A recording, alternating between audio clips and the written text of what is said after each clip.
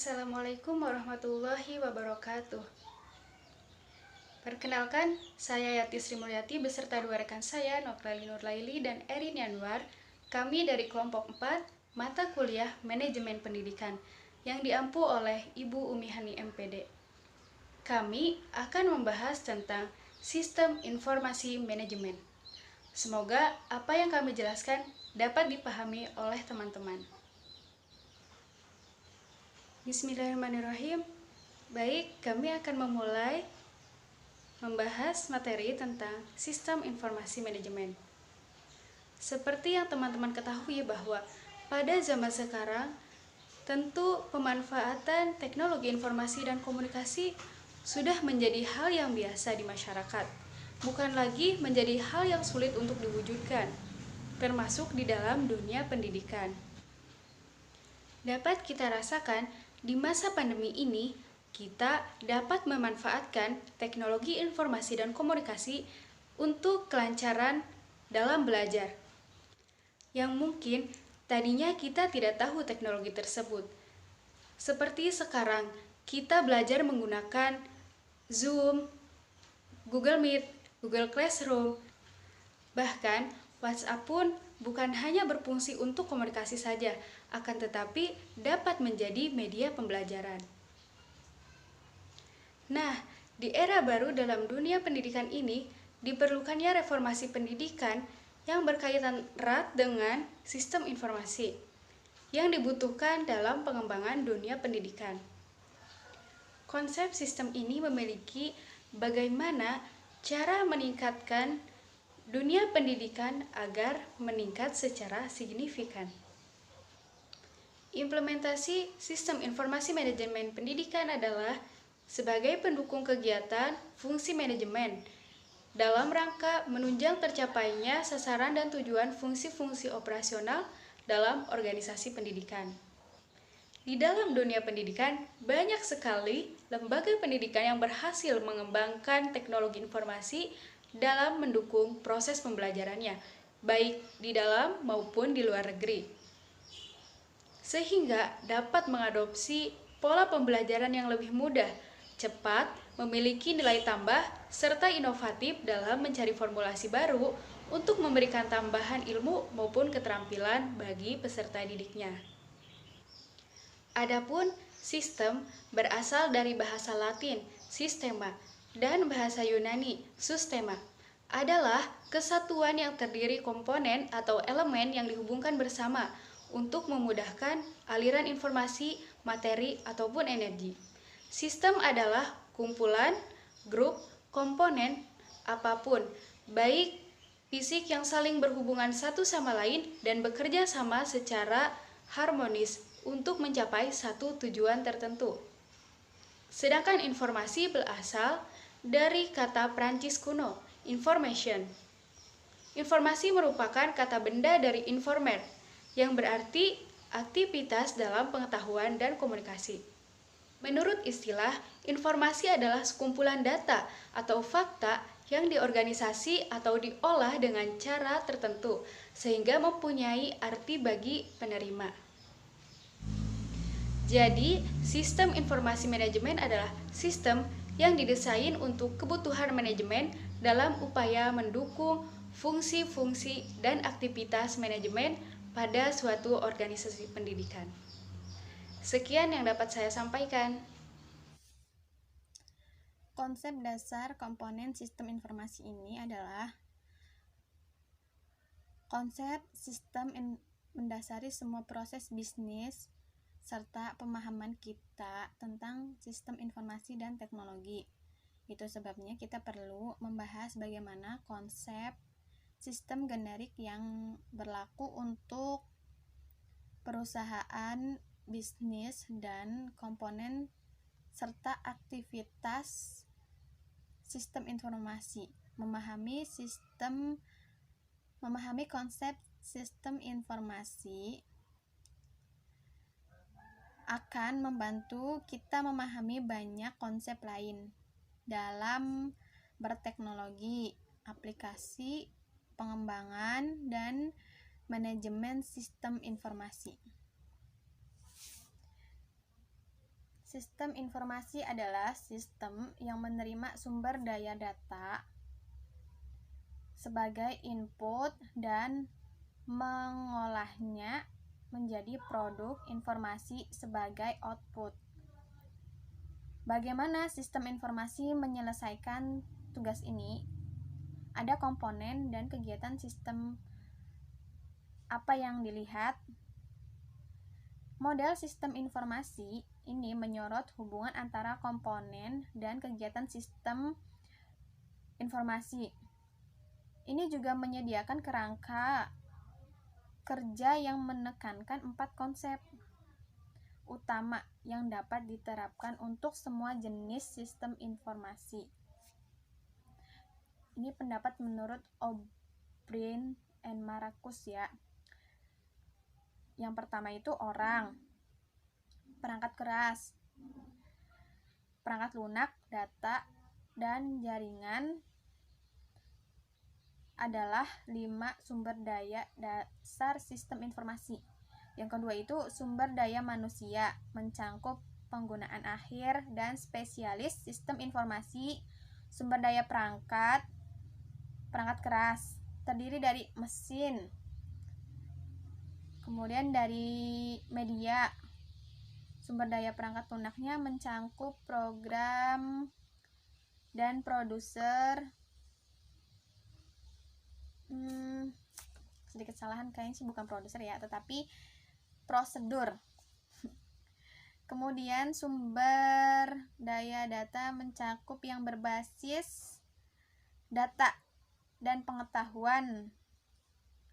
Dan sumber daya jaringan mencakup media dan jaringan komunikasi. Kemudian yang ketiga, sumber daya data ditransformasikan oleh kegiatan pemrosesan informasi menjadi beragam produk informasi untuk pengguna akhir.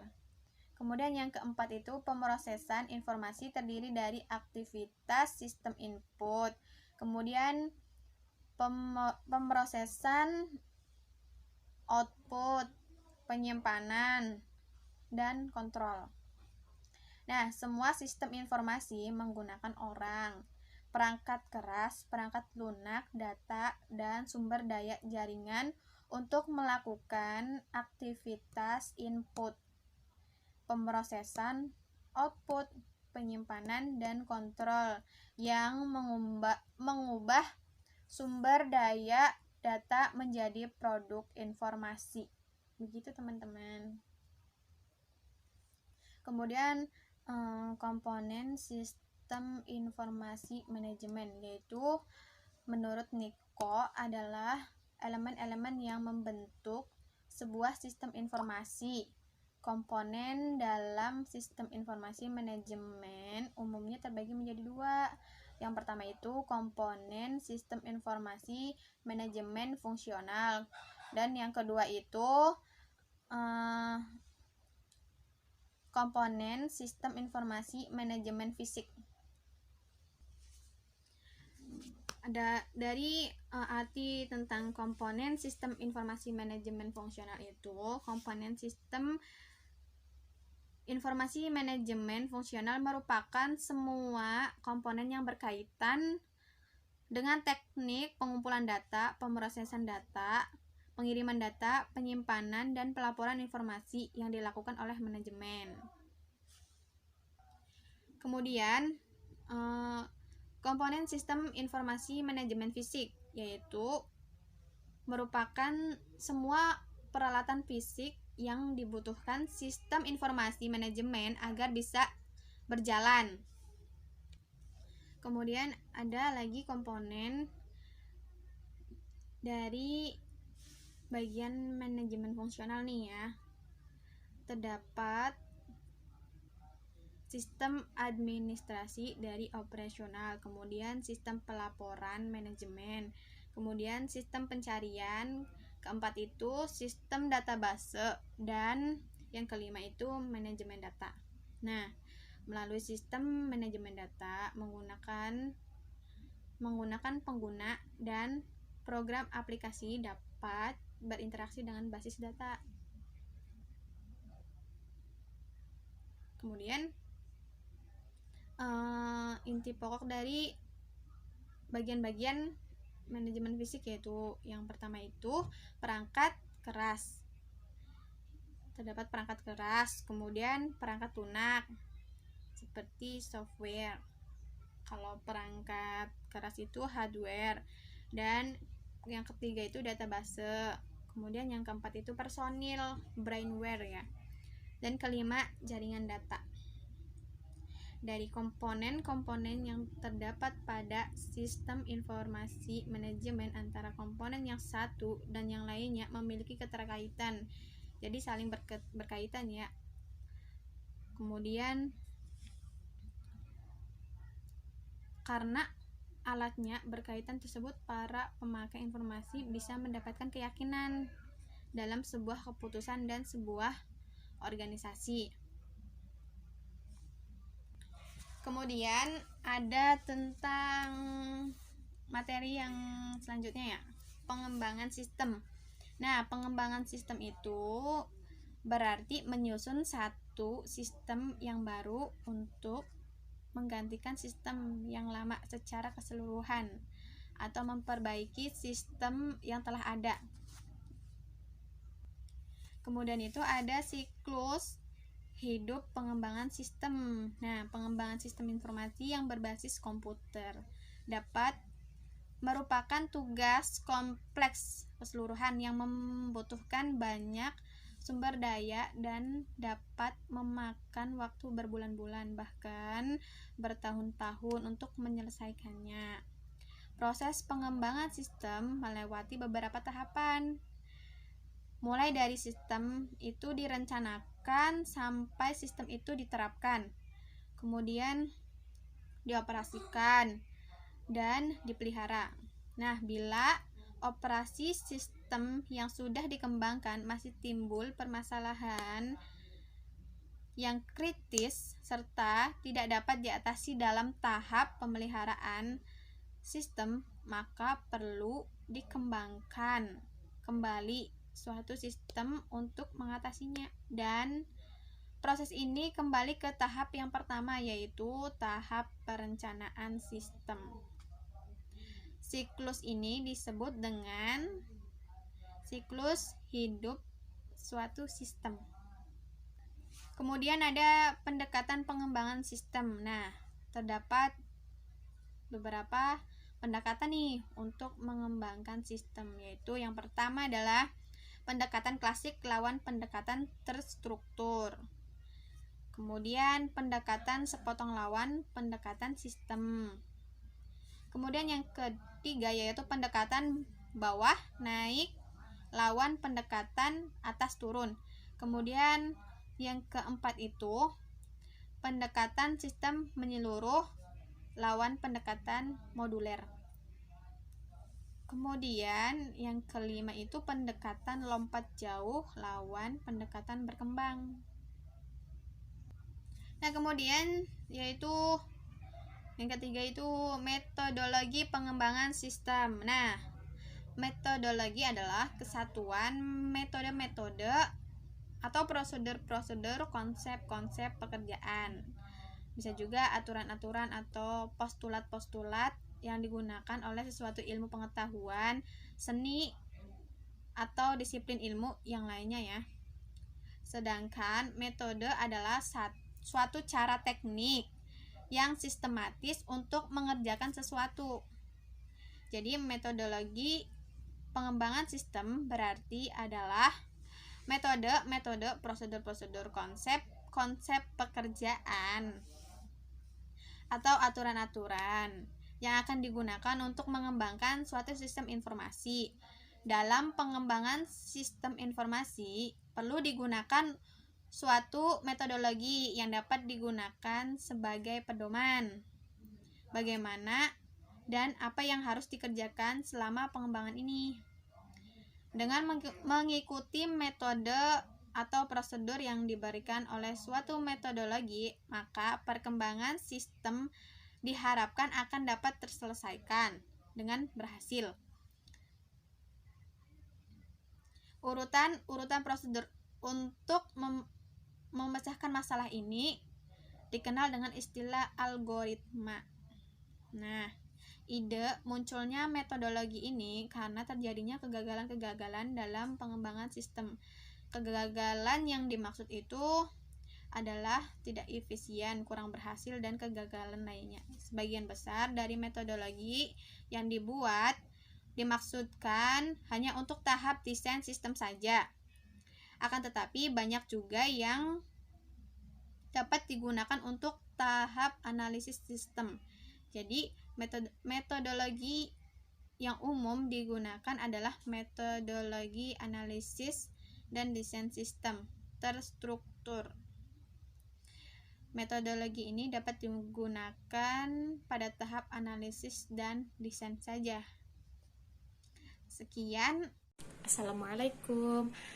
Saya dari kelompok 4 manajemen pendidikan, yaitu akan menjelaskan tentang proses pengolahan data dalam sistem informasi manajemen. Pengolahan data adalah kegiatan atau operasi yang direncanakan guna untuk mencapai sebuah tujuan. Adapun unsur-unsur pengolahan data yaitu ada 14. Yang pertama, pengumpulan data. Data capturing merupakan aktivitas penangkapan data dari dalam dokumen dasar. Yang kedua, pembacaan, reading. Proses pembacaan data dari dokumen dasar digunakan agar dapat diproses lebih lanjut. Yang ketiga, pemeriksaan, verifying, bertujuan untuk menghindari kesalahan dari data yang dibaca. Yang keempat, perekaman, recording, proses penyimpanan data yang dibacakan dan diverifikasikan. Yang kelima yaitu penggolongan, classifying, penggolongan berdasarkan suatu klarifikasi. Yang keenam, pengurutan, sorting, digunakan untuk dalam pengolahan data. Yang ketujuh, peringkasan, summarizing, peringkasan data untuk menghilangkan kemunculan data yang sama. Yang kedelapan, perhitungan, calculation, melibatkan seluruh perhitungan aritmatika. Yang kesembilan, perbandingan, comparing, data yang dibandingkan untuk mengetahui posisi dan kondisi suatu data. Yang ke-11 yaitu pemindahan, transmitting. Yang ke-11 penampilan kembali yaitu retrieving, dan yang ke-12 penggandaan yaitu reproduction. Yang ke-12 penggunaan yaitu reproduction, penyajian informasi dalam bentuk hard copy, dan yang terakhir yaitu yang ke-13 penyebarluasan yaitu distribution, dapat dilakukan melalui media komunikasi data atau dikirim dalam bentuk hardcode. Sekian pemaparan materi dari kami. Kurang lebihnya kami mohon maaf. Wassalamualaikum warahmatullahi wabarakatuh.